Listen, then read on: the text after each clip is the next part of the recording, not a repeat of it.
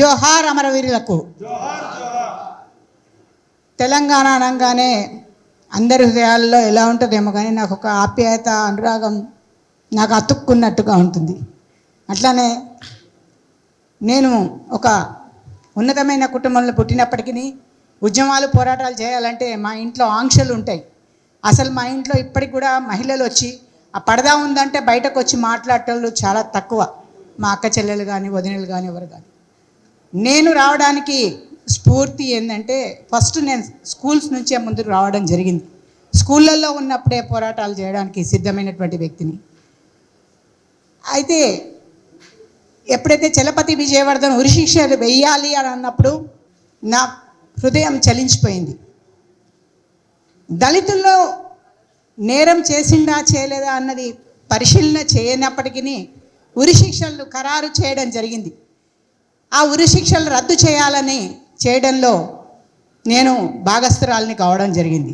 Chilukurupeta bus దహనంలో అక్కడికి చీరాలకు వెళ్ళినప్పుడు జన ప్రవాహం ఒక పెద్ద పెద్ద నాయకులను వదిలిపెట్టేసి నేను గజ్జగట్టినప్పుడు నా వెనకాల వచ్చినప్పుడు ఆ జనాన్ని చూసినప్పుడు పెద్దలు కేజీ సత్యమూర్తి గారు ఇంకా వేరే తతిమ వాళ్ళు అన్నారు, నీలో ఒక పవర్ ఉంది, నీలో ఒక పట్టుదల ఉంది, నువ్వు రావడమే ఇప్పుడు ఇక్కడ వచ్చినావు కదా, ఇంతమంది జనం నీ వైపు మొగ్గినరంటే అసలు కారణం ఏందనే అక్కడి నుంచే నా ప్రస్థానం ఇంకా ముందుకు రావడం జరిగింది.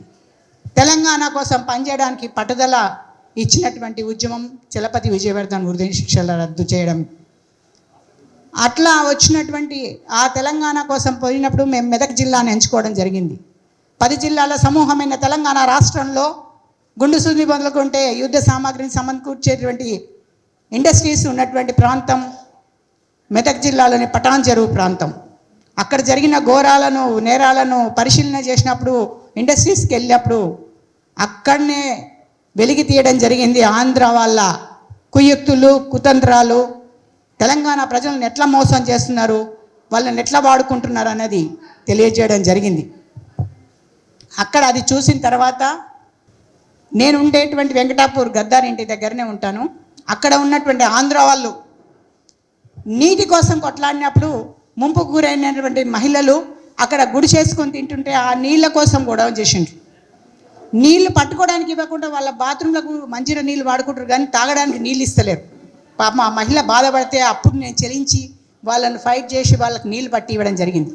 ఆ రకంగా అక్కడ ఇక్కడ ఎక్కడ చూసినా తెలంగాణ మొత్తం నేరం కనబడుతుంది, ఆంధ్ర వాళ్ళ పెత్తనం కనబడుతుంది. దీన్ని తుదముట్టించాలన్న ఉద్దేశంతో ఇంకా బలోపేతమైంది నా హృదయంలో తెలంగాణ ఉద్యమం. అందులో భాగంగానే సింగూరు జలాల మీద ప్రణాళిక సిద్ధం చేసుకొని సింగూరు జలాల మీద వందలాది మంది విద్యార్థులతోటి కాలినడకన ప్రయాణం చేయడం జరిగింది. అందులో భాగంగానే బుధేరా చౌరస్తాలో నేను ఇచ్చిన స్టేట్మెంట్ చదివిన కేసీఆర్ గారు పిలుచుకొని పార్టీ పెట్టడానికి పునాది దగాపడ్డ తెలంగాణ లిటరేచర్ ఇవ్వడం వల్ల దాన్ని 2 సంవత్సరాలు పఠనం చేసి అనేక రకాల పుస్తకాలను చదివి మేధావుల పేర్లంటే జయశంకర్ సార్ కానీ, బిఆర్ జనార్దన్ రెడ్డి కానీ అందరినీ పేర్లు కూడా కొన్ని ఇవ్వమంటే మేము వరంగల్ జిల్లా ఉద్యమకారులు, పోరాట యోధుల పేర్లు ఇవ్వడం జరిగింది. దానివల్ల అందరినీ పిలుచుకొని మాట్లాడడం జరిగింది. అట్లా 2 సంవత్సరాల చర్యలు చేసిన తెలంగాణ రాష్ట్రం పార్టీ పెట్టడం జరిగింది. మేము పార్టీ పెట్టినప్పుడు కొంతమంది మహిళలు మాత్రమే ఉండేవాళ్ళం, వేళ్ళ మీద లెక్క పెట్టే మహిళలు. తెలంగాణ ఉద్యమానికి వెళ్తున్నామన్నప్పుడు ఏవో ఒక్కరు ముందుకు రావడానికి సిద్ధపడలేదు. కానీ మహిళలు మాత్రం కొంతమంది నిరంతరము కృషి చేసుకుంటూ పాపం జలదృశ్యంలో ఎప్పటికీ అప్పుడు ఎవరి స్టైల్లో వాళ్ళు వచ్చి అందులో పార్టిసిపేట్ చేసేవాళ్ళు. కానీ ఈ మహిళల పేరు ఎత్తిన దాఖలాలు ప్రెస్ వాళ్ళకు కానీ, పాత్రికేయులకు కానీ కనిపించలే. అక్కడ రాజకీయ నాయకులం అక్కడి నుంచే స్టార్ట్ అయింది రాజకీయం. ఉద్యమాలు, పోరాటాలు చేసి పయనం చేసినటువంటి వాళ్ళను విస్మరించడం జరిగింది. దాన్ని మేము ఫస్ట్ నుంచే పసిగడుతున్నాం. ఇక్కడ ఉన్న సోదరీమణులు కూడా అందరం మేము చర్చలు జరుపుకున్నటువంటి స్నేహితులమే.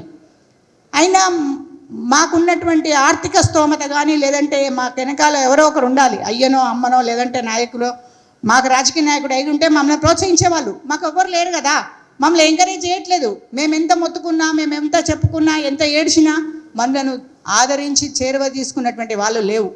కానీ అయినా మేము నిరంతరం పనిచేసినాము, జైళ్ళకి వెళ్ళాము, అరెస్టులు అయినాము, పోరాటం చేయడం జరిగింది. అక్కడ కేసీఆర్ గారు ఉన్నారు కాబట్టి కొడుకు నాయకుడైండు, కూతురు నాయకురాలైంది, వాళ్ళ కులస్తులు నాయకులు అయినరు, ఎవరికి వాళ్ళుగా డిస్ట్రిబ్యూషన్ చేసుకోండి. ఇన్నయ్య గారు అంటారు రాజకీయాల్లో మనం కాదు ఇదే తెలంగాణ ఇటనే పోదామని అంటారు. ఇటనే పోదామంటే గటనే అంటే భర్త ఎవరి చేతులు ఉంటే బైండ్స్ వాళ్ళది అవుతుంది, కర్ర ఎవరి చేతులు ఉంటే అది దున్నపోతు కూడా వాళ్ళకి ఉంటుంది. మన చేతిలో ఏం లేకపోతే వాడు ఎవడింటాడు? పవర్లో మనం ఉండాలి, ఖచ్చితంగా పవర్లో మన వాటా ఏందో తీసుకోవాలి. ఏ రాజకీయంలో కానీ ఏ పార్టీ కానీ ఏదన్నా లింక్ పెట్టుకోవాల్సిందే, తప్పకుండా పదవిలో మనం ఖచ్చితంగా ఉండాల్సింది. నేను మాత్రం వ్యతిరేకిస్తున్నాను. అన్న పాశమన్నా మీకు కూడా చెప్తున్నా, మీ పాత్రికేయ పాత్ర ఏందన్నది పాత్రికేయులకు కూడా తెలియజేయాల్సిన అవసరం ఉంది. దయచేసి మన శ్రమ, మన కష్టం, త్యాగం ఏదైతే ఉందో ఈడ దార పోసి ఇంకోటి దగ్గర వెతికితే దొరకదు. నువ్వు ఈడ పోసిన కుప్ప ఎక్కడో సికింద్రాబాద్లో వెతుకుతుంటే ఆ కుప్పని మనం దోషులు పోసుకోలేము. కాబట్టి శ్రమించిన దగ్గర ఫలితం అందుకోవాల్సిన ధర్మత మన మీద ఉంది. తెలంగాణ రాష్ట్రం ఎవరి అబ్బా జాగిరి కాదు, మన తెలంగాణ ప్రజానికం యొక్క జాగిరి. ఇది తెలంగాణ వాళ్ళకే చెందాల్సిన. నా ఇళ్ళలో కమ్మల్లో వచ్చి ఈడ కథలు పడతానంటే ఎన్ను ముక్క ఇరిగేదాకా కొట్టి తొలమాల్సిన అవసరం ఉంది, ఖచ్చితంగా చేయాల్సిన అవసరం ఉంది. అటువంటి నిర్ణయాలను తీసుకొని ప్రయాణం చేయాలి. ఇంకా లోపాయకారంగా మాట్లాడాల్సినవి చాలా ఉన్నాయి. ఇంటర్నల్గా ఏం చేద్దాం ఏందన్నది చూద్దాం. భూములు కొంటామని అంటున్నారు. బిడ్డ ఎవరి అనుకున్న జాగిరా? ₹1 ఆ ఎకరం లెక్క కొన్న భూములు, వందలాది వేలాది భూములను కబ్జా చేసుకొని తొండలు గుడ్లు పెట్టని భూములకు మేము బేరం చేసినామన్నారే. అటువంటి తొండలు గుడ్లు పెట్టని భూమిని కొనడానికి మీరు ఎందుకు సిద్ధమైనరు? ఎందుకు ఆక్యుపై చేస్తున్నారు? ఈ భూములన్నీ చెక్ చేసి ఖచ్చితంగా వెనక్కి తీసుకుంటాం, జాగ్రత్త. ఖచ్చితంగా చెప్తున్నాం. వాళ్ళు ఇక్కడైనా సరే అక్కడైనా కాళోజీ నారాయణరావు గారు చెప్పినప్పుడు ఖచ్చితంగా వాళ్ళని ఏరి పాతి పెట్టాల్సిన ధర్మత మన మీద ఉంది. దానికి సిద్ధబద్ధులం కావాలి, కంకణబద్ధులం కావాలి. మన శ్రమకు తగ్గటువంటి ఫలితాన్ని మనం చేదిక్కించుకోవాలి. తప్పనిసరిగా అందరూ ఉద్యమకారులు ఏకం కావాలి. యుద్ధం ఇప్పుడు వెలుగుతురు, ఇక్కడ లైట్ వెలుగుతుంది, ఆ కటకాలేమో ఎక్కడో ఉన్నాయి. రేవంత్ రెడ్డి పరిస్థితి కూడా అదే, అక్కడ కట్టుకుంది, ఇక్కడ వెలుగుతుడు ఆయన. బిడ్డ ఆడ కట్కేసి ఇక్కడ వెలుగుతున్నా అనుకుంటున్నావు, మాకు కూడా షార్ట్ సర్క్యూట్ పెట్టడానికి వస్తుంది. అర్త్ ప్లస్ న్యూట్రల్ ఉంటారు కదా, అక్కడ చేయించవచ్చు. మనం ఎక్కడ చేయాలో అక్కడ అర్త్ ప్లస్ న్యూట్రల్ని రూపుమాపి నీకు షార్ట్ సర్క్యూట్ పెట్టించేటువంటి దమ్ము ధైర్యం తెలంగాణ ప్రజలకు ఉంది. జాగ్రత్త. జై తెలంగాణ, జై జై తెలంగాణ.